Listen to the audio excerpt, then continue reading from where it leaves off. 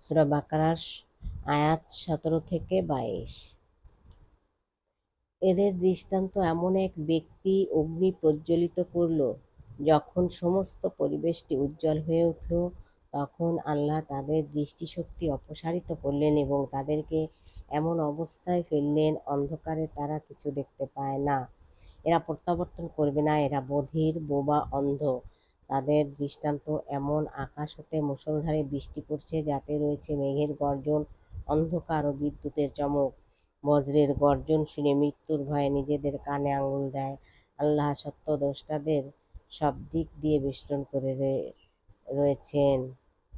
বিদ্যুতের চমকে তাদের অবস্থা এমন সংকটাপন্ন যে অচিরেই বিদ্যুৎ তাদের দৃষ্টিশক্তি কেড়ে নেবে। যখন তারা আলো দেখে তখন কিছু পথ অতিক্রম করে, এবং যখন অন্ধকার হয় তখন তারা থমকে দাঁড়ায়। আল্লাহ ইচ্ছা করলে তাদের শ্রবণ ও দৃষ্টিশক্তি হরণ করতে পারতেন। তিনি নিশ্চয়ই সর্বশক্তিমান। হে মানুষ, তোমরা তোমাদের সেই পালনকর্তার দাসত্ব করো, যিনি তোমাদের ও পূর্ববর্তী সকলকে সৃষ্টি করেছেন যাতে তোমরা আত্মরক্ষা করতে পারো, যিনি পৃথিবীকে তোমাদের জন্য বিছানা ও আকাশকে ছাদ করেছেন এবং আসমান থেকে বৃষ্টি বর্ষণ করে উহা দ্বারা তোমাদের রিজিকের ব্যবস্থা করেছেন। অতএব জেনে শুনে কাউকে আল্লাহর প্রতিপক্ষ হিসাবে স্বীকার করো না।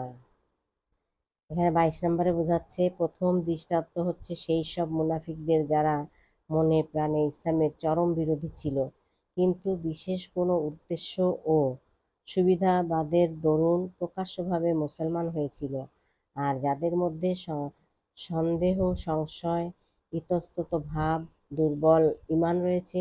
সত্যকে যারা কিছুটা স্বীকার করলেও সেজন্য দুঃখ, কষ্ট, বিপদ, মুসিবতের তীব্রতা সহ্য করতে আদৌ প্রস্তুত ছিল না।